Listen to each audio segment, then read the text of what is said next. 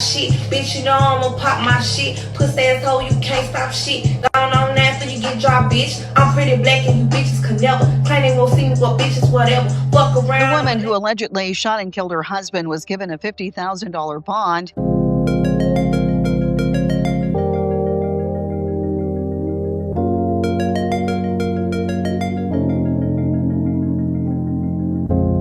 In the early hours of February 23, 2025, at around 9:30 a.m., police would respond to a 911 call. The voice on the other end? A nurse, trembling and breathless. But what she says next would shock the dispatcher. She confessed to just shooting her husband and needed help urgently. When first responders arrived at the home on the 5300 block of Hollow Drive, they were met with a chilling scene. On the floor, lying lifeless with a gunshot wound to the chest, was 33-year-old Damian Reed.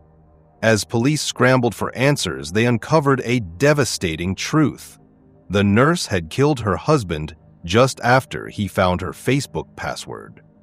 This is a haunting story about secrecy, trust, and a single decision that turned a marriage into a crime scene. This is the life and death of Damian Reed. 33-year-old Damian Reed had built a quiet life for himself in Jackson, Mississippi, USA, after relocating from his native Atlanta. A determined man with ambition and structure, Damian tried his hand at many things, always hustling, always working to create a stable future. He was known to have clear boundaries, especially when it came to relationships. What he didn't know was that one relationship would soon rewrite his path. Damian started a relationship with 30-year-old Rashawn Wallace. She was known in some circles for her early pursuit of a rap career. Though the music didn't take off, Rashawn redirected her ambition towards something steadier. She became a registered nurse, and her transformation into a healthcare professional made her even more attractive in Damian's eyes. Their whirlwind romance seemed like something out of a movie, quick, passionate, and full of promise. That promise felt real enough to take the next big step. Within months of meeting, they tied the knot, surrounded by smiling friends and hopeful toasts. Not long after, they started a family, welcoming children into what many assumed was a loving home. From the outside, their life looked picture perfect. Soon after becoming parents, Damian embraced fatherhood with devotion. He was attentive and involved, always making sure his children had everything they needed. As a husband, he appeared supportive and present, standing by Rashawn through the rhythms of daily life. Those close to him described Damian as someone who seemed to have his future mapped out. He spoke confidently about building generational wealth and securing a legacy for his family, though how he earned his income remained something of a mystery.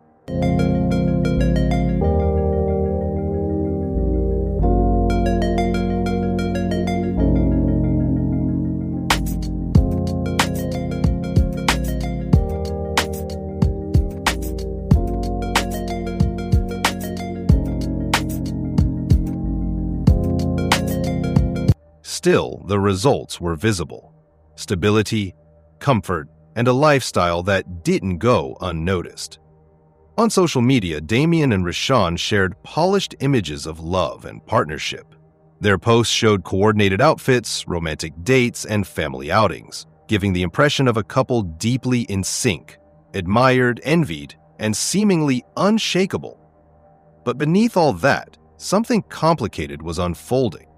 Rashawn, in contrast, often poured her heart out in love-drenched posts about her husband. Her captions read like poetry, filled with praise and affection for Damian. To many who followed them, their marriage seemed enviable. Their bond looked unbreakable through the lens of social media. But appearances, as always, only told part of the story. Rashawn's growing obsession with her online presence started to affect their relationship.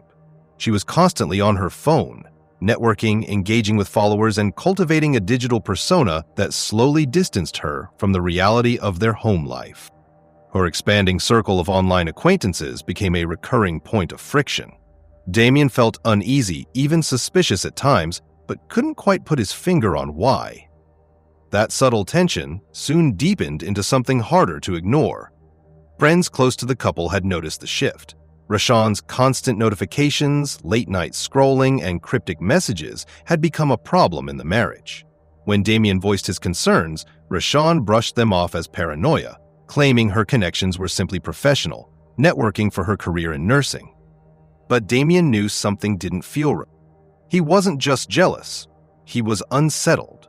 And though he tried to hide it, the sense that he was slowly losing his wife to her phone ate at him day and night. If only he knew that act would end up costing his life. Picky with my gay. That's the thing. I'm not gay for everybody. Very picky. Like when ugly girls find out I'm gay, they be like, "You gay?" I be like, "Nah."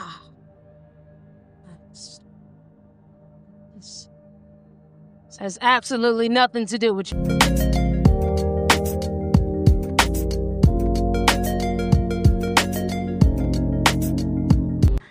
Private school, expensive. Private hospital, expensive. Private jet, expensive. But you want my private part for free? Ah! Hey! It was a Sunday morning. Most of Jackson was waking up to church bells, morning coffee, and quiet routines. But in Damien's home, things were different. That morning, Damien overheard a Facebook notification on Rashawn's phone. Rashawn, who was scrolling through her phone, had gotten a friend request, and she seemed excited about it. She quickly accepted the request without hesitation, adding to the already existing friends on her Facebook account. Seeing her excitement, curiously, Damien asked who had sent the friend request. Rashawn waved it off, saying it was random and meaningless. But Damien couldn't let it go. Damien, who wasn't satisfied with Rashawn's answer, he asked to see the phone. Rashawn hesitated, just for a second, but handed it over. That hesitation said everything. What Damien saw on the screen confirmed his worst fears. He traced the activity and found not just the friend request, but a string of online interactions he didn't recognize. At around 9:15 a.m., the air in the room had shifted. Their argument began quietly, but it didn't stay that way for long. Damien was furious. He asked Rashawn about the connection with the new friend and why she never mentioned the person before. Rashawn, on the other hand, was getting surprised as to why such a trivial issue was slowly becoming a big deal. What she didn't know was how far it had already gone. For Damien, this wasn't about one message. It was about the distance he'd felt growing between them. He had watched Rashawn light up at her phone more than she ever did at him. Her smiles, her excitement, it was no longer for him, and he couldn't take it anymore. But when he confronted her, the response he got shattered him. Rashawn dismissed his accusations, calling them irrational. She said he was overthinking things and letting his insecurities spiral. That only fueled Damien's rage. Neighbors later reported hearing their shouting, but no one intervened. The fight escalated, Rashawn, feeling trapped in a corner and defenseless, claiming she felt threatened, inched toward the drawer by the bed. Inside was a registered handgun. She picked it up, not to shoot, she said later, but to scare Demain into backing off. This was a terrible mistake, as situations like this in times past involving other people often lead to casualties. But for some reason, Rashawn believed hers would be different, so she did it anyway. But that choice would prove irreversible.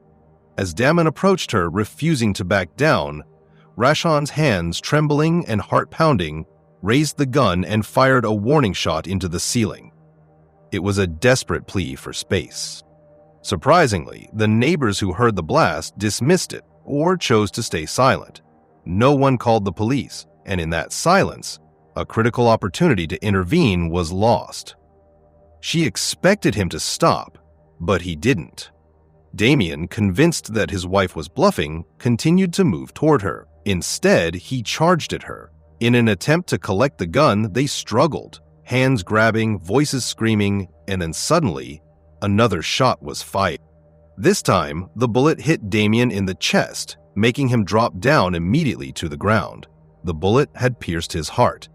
Rashawn screamed and rushed to his side. Her nurse instincts kicked in. She applied pressure, started CPR, and called 911 in a panic. But it was too late. The moment first responders arrived at the home on Hollow Drive, they found 33-year-old Damian Reed lying on the floor, his chest soaked in blood. Beside him, Rashawn Wallace was kneeling, her hands trembling, tears streaking her face. She kept repeating how she didn't mean to shoot him over and over again. She had already begun CPR, desperate to undo what had just happened. But the look in the officer's eyes told her what she already knew. Damian was gone. What began as a trivial argument over a Facebook friend request spiraled into irreversible tragedy. A home once filled with laughter and promise had now become the center of a police investigation. Rashawn's escalating fears and Damian's disbelief had collided in the worst possible way, turning what should have been a forgettable dispute into a fatal confrontation. Brook Hollow Drive, normally peaceful and tucked away from chaos, transformed into a scene of flashing lights and disbelief. Rashawn, visibly shaken, was escorted out in handcuffs as neighbors gathered in stunned silence. No one on that street had imagined that their quiet morning would unravel into something so haunting. Once Rashawn was separated from the scene and transported to the station for questioning, investigators began piecing together what had happened. The 911 call, the gunshot wound, the blood pattern, it all painted a chilling picture. The gun used in the shooting was registered in Rashawn's name. Investigators retrieved it from the floor beside Damian's body. They noted 2 discharged shell casings. One bullet was embedded in the ceiling, and the second had torn through Damian's chest. Forensics also recovered Rashawn's phone and Damian's. Both devices were bagged for digital analysis. It didn't take long before detectives uncovered the root of the argument. In the days leading up to the shooting, Rashawn had been messaging several men, most of whom Damian didn't know. These weren't professional conversations or casual friendships. They were flirtatious, sometimes explicit, and they revealed a pattern of online intimacy that contradicted Rashawn's earlier claims. But investigators would find something unsettling. There was a change in Damian's behavior in the days before his death. He had confided in a close friend that he suspected Rashawn was cheating. He even joked, half-heartedly, that if she kept lying to him, he was going to shake things up. No one took it seriously at the time. Until now. Investigators at the scene meticulously examined every detail: the blood-soaked carpet, the trajectory of the bullet, and the final resting place of the handgun. The positioning of the evidence raised questions, but it was the forensic processing that painted a clearer picture. Fingerprints were lifted from the weapon, furniture, and shell casings, helping authorities determine the sequence of events and, crucially, who pulled the trigger first. Meanwhile, Rashawn remained at the police department. Her demeanor had changed drastically from the panic at the scene. She was now quiet, cold, and guarded. During her interview, she repeated the same version of events she and Damian had been arguing over Facebook messages. She claimed he got physical, that he pushed her into a dresser. She grabbed the gun out of fear, not with the intent to kill. She insisted. The first shot fired into the ceiling was never intended to harm, but only to warn. She maintained that she had feared for her life and that the fatal shot was the result of panic and self-defense. But investigators pressed her. If the first shot was into the ceiling, why fire again? Why aim at his chest? Rashawn grew defensive. She said she couldn't remember everything, that it all happened so fast, that she had blacked out from the fear. Still, the details didn't add up. When officers reviewed the phone records, they noticed that Rashawn had logged out of her Facebook account just minutes before the shooting and cleared her browser history. A strange move for someone who didn't expect a fight. This raised a new theory. Had Rashawn known Damian was about to discover something? Had she tried to erase the evidence just in time? And if so, did the shooting truly happen in self-defense? Or had something been premeditated? Detectives weren't ready to say it was murder, but the self-defense claim was already on shaky ground. After more than 10 hours of questioning and gathering evidence, Rashawn was officially arrested and charged with second-degree murder. Prosecutors alleged that while she may not have planned to kill Damian, her actions were reckless and ultimately deadly, Her mugshot, wide-eyed, disheveled, circulated across news outlets, shocking friends and former colleagues alike. The bond hearing came the following morning. In court, Rashawn appeared in an orange jumpsuit, her hands cuffed, her face blank. The prosecution argued she was a flight risk and a danger to others. They pushed for a high bond. The defense, on the other hand, painted her as a hard-working nurse, a mother of two, and a woman who had never had prior trouble with the law. Her attorney echoed that stance, framing the entire ordeal as a tragic misunderstanding. Despite the seriousness of the charges, the judge acknowledged Rashawn's previously clean record, her standing in the community, and her lack of flight risk. A preliminary bond was set at $500,000, 0 cents, with strict travel restrictions and regular check-ins required as the case moved forward. The woman who allegedly shot and killed her husband was given a $50,000 bond in Jackson Municipal Court today. Police say around 11:30 yesterday morning, 30-year-old Rashawn Wallace shot and killed 33-year-old Damian Reed after he allegedly attacked her. It happened on Brook Hollow Drive in Jackson. Wallace is charged with murder. The court proceedings were only just beginning, but the emotional weight of what had happened would linger far longer than any legal battle ahead. Ultimately, the judge set bail at $500,000, 0 cents, too high for Rashawn's family to afford. She was sent back to jail to await trial. Outside the courthouse, Damian's family stood in disbelief. How did this happen?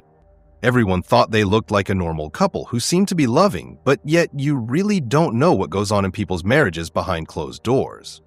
At Rashawn's workplace, colleagues were in disbelief as they said she was always level-headed and handled situations calmly.